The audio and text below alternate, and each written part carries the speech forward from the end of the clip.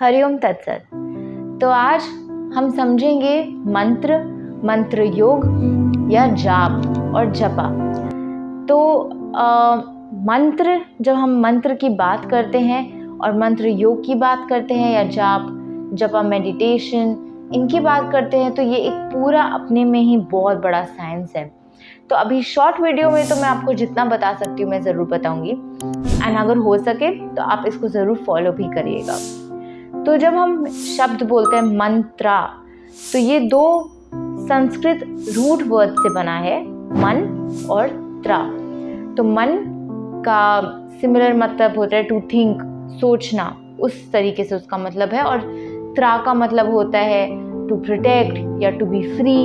तो जब हम इन दोनों वर्ड्स को जोड़ते हैं तो इसका अर्थ कुछ ऐसा बनता है कि हम इस मंत्र को या एक ऐसी चीज़ को हम यूज़ कर रहे हैं जो हम मेंटली उसे रिपीट करते हैं या अपने मेंटल थॉट्स को इस तरीके से डायरेक्ट करते हैं कि हम फ्री हो सके और हम प्रोटेक्ट हो सकें। किस चीज़ से?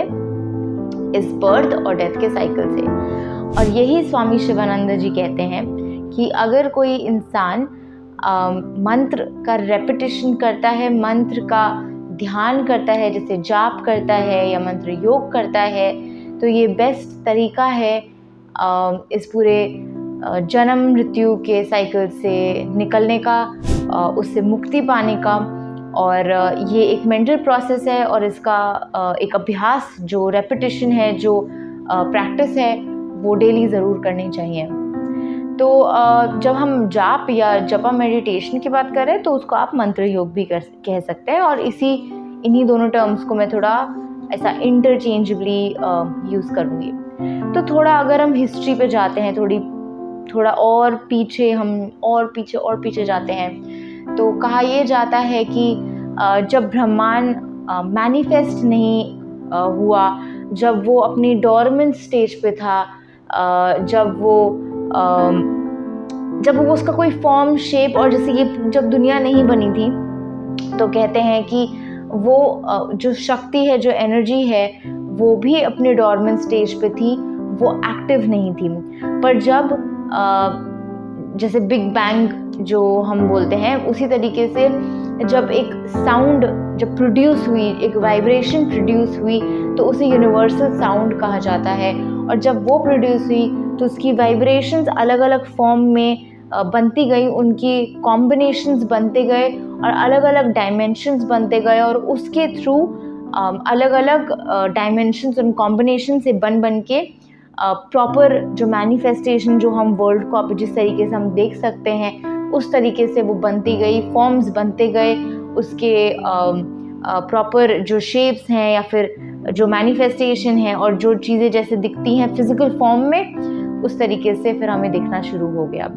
तो ये भी कहा जाता है कि अगर कोई मंत्र मेडिटेशन कर पाता है और या फिर जाप कर पाता है, तो वो बेस्ट तरीका है देवता या अपने इष्ट देव या भगवान के समीप पहुंचना या उनके दर्शन के लिए बेस्ट तरीका यही है। और जैसे मैंने पहले बताया था, Ishwar is the highest state human mind can interpret. ईश्वर एक सगुण ब्रह्मांड बताए गए हैं। तो अगर हमें वो अचीव करना है तो मंत्र जाप बेस्ट तरीका है। कहते हैं ये भी कि जो डियटी है, जो भगवान है, जो ईश्वर है, जो देवता है, उसी की सटल बॉडी एक्चुअली मंत्र है। तो मंत्र या फिर जो जाप है, जो साउंड है, वही उन देवता, उस भगवान का एक सटल बॉडी है, जो उनकी एनर्जी को हम जाप करेंगे तो वो उन्हीं का रूप है।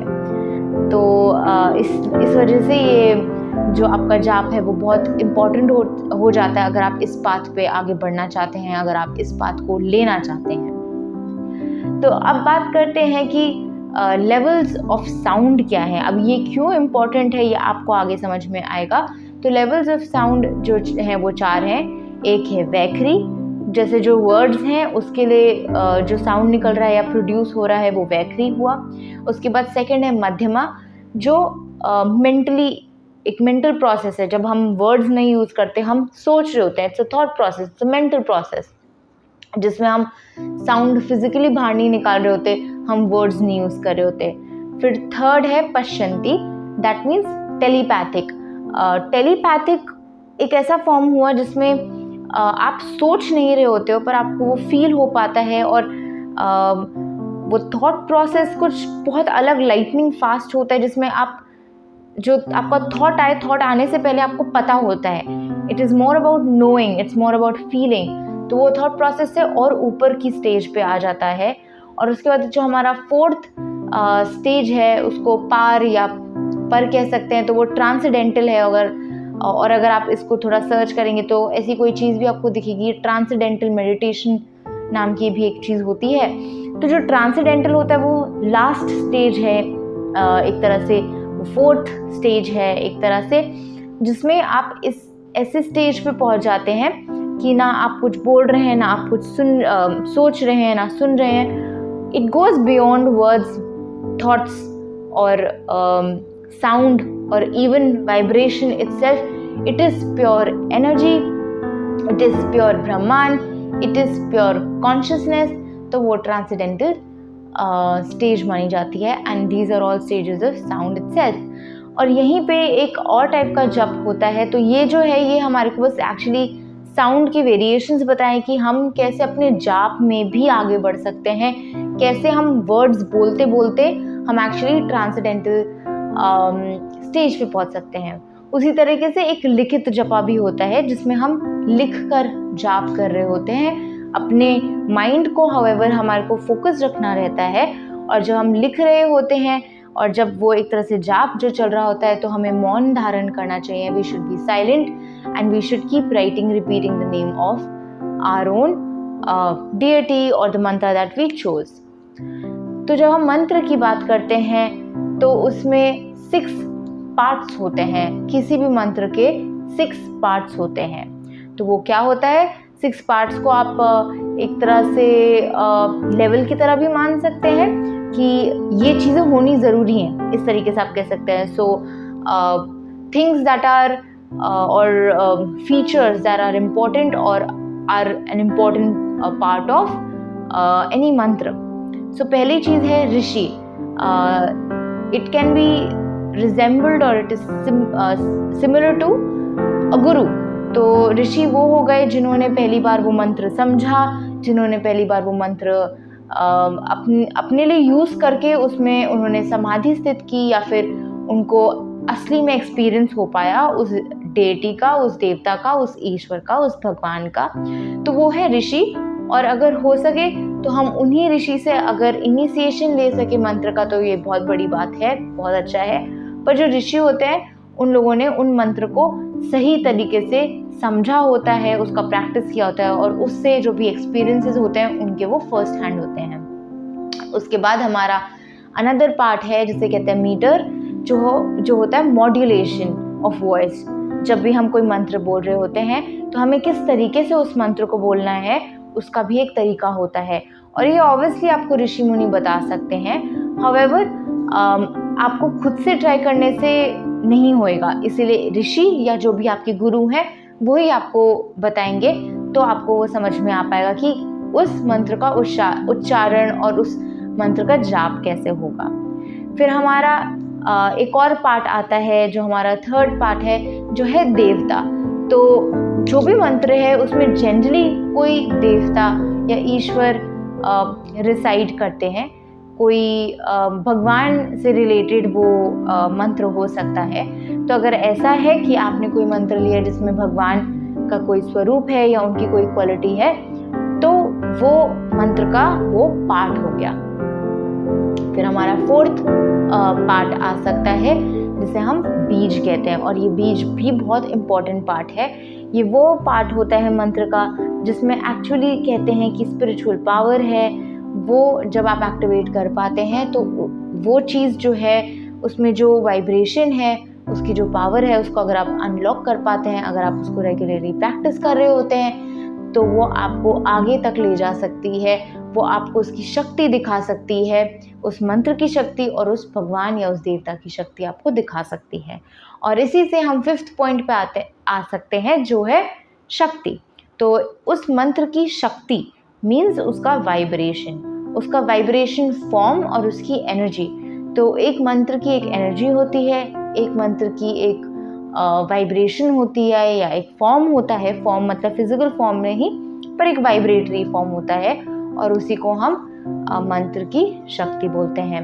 और जो उसका 6th और लास्ट पार्ट है वो है किलकम। और जो किलकम होता है उसको आप इस तरीके से समझ सकते हैं कि जब ऋषि मुनियों ने किसी भी मंत्र को बहुत प्रैक्टिस किया तो वो ये बात समझ गए कि जब कोई भी इंसान नॉर्मली प्रैक्टिस करेगा तो उसका दिमाग इधर उधर जा सकता है। Like our mind is always wavering, we have so many thoughts, we are not focused.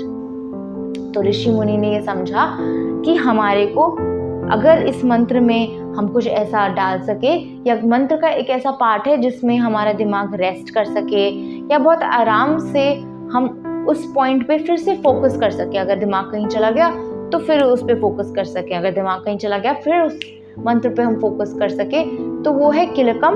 और अगर हम उसको अनलॉक कर पाते हैं, अगेन बहुत प्रैक्टिस से, अगर हम बहुत प्रैक्टिस करते रहते हैं, उसका रेपिटेशन चलता रहता है, और अगर हम उसमें बहुत आगे बढ़ पाते हैं, अगर हम वो प्रैक्टिस अचीव कर पाते हैं, अगर हम वो सिद्धि अचीव कर पाते हैं, तो हमें खुद दर्शन भगवान का हो सकता है। ऐसा बताया गया है कि हमें देवता का दर्शन हो सकता है, हम मंत्र चैतन्य अचीव कर पाते हैं, और भगवान का दर्शन और लिबरेशन के लिए बहुत इम्पोर्टेंट हो जाता है।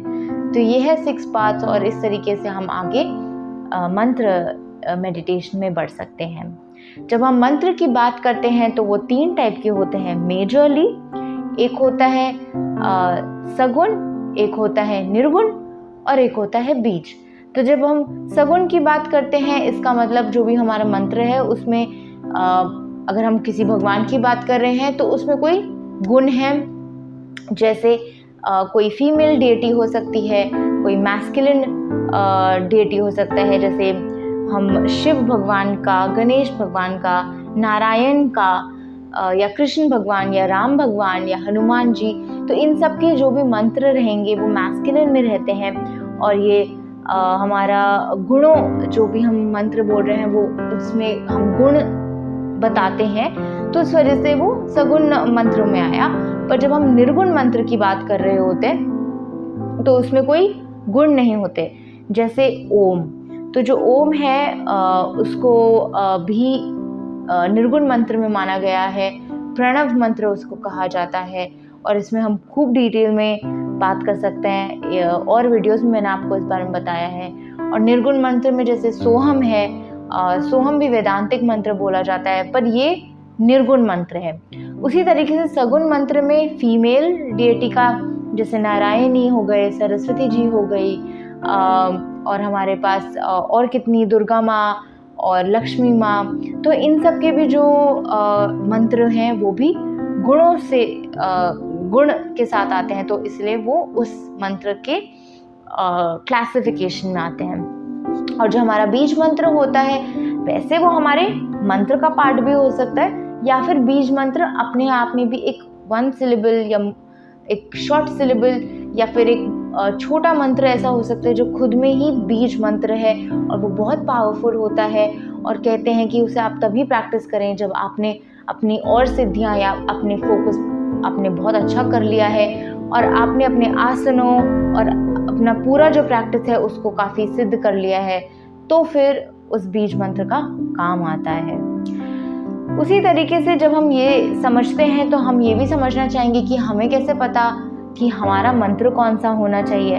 सो to be able to choose your mantra, आपका कोई फेवरेट डियटी हो सकता है, आपका कोई फेवरेट भगवान हो सकता है, या फिर ऐसा भी कोई भगवान हो सकता है जिससे आप अट्रैक्ट होते हैं, जिनकी क्वालिटीज़ आपको बहुत पसंद है, उनका आप मंत्र यूज़ कर सकते हैं। या फिर अगर आपको कोई भी मंत्र जो आप सुन रहे हैं या उसका जाप हो रहा है, और अगर आप सुनकर आपको लगता है हाँ ये आपको कुछ अच्छा फीलिंग दे रहा है, तो आप वो भी मंत्र चूज़ कर सकते हैं। पर जब हम इनिशिएशन ऑफ मंत्र की बात करते हैं तो इट इज़ वेरी इम्पॉर्टेंट कि आप किसी गुरु से ही इनिशिएट करें अपना मंत्र, और उसको आप डेली प्रैक्टिस करें। It is also very important जब आप मंत्र का जाप करते हैं या लिखित जपा करते हैं तो उसके कुछ रूल्स होते हैं, आप फॉलो करें, डेली प्रैक्टिस करें और मंत्र को बदलें ना। आपने जब भी अपना कोई मंत्र लिया है इनिशिएशन के लिए तो उसी मंत्र पे आप बने रहें। कहते हैं कि उसी से सिद्धि प्राप्ति होती है और उसी से आपके मार्ग जो है आगे खुल सकते हैं। तो आई होप आपको ये समझ में आ पाया हो कि आप मंत्र मेडिटेशन कैसे कर सकते हैं।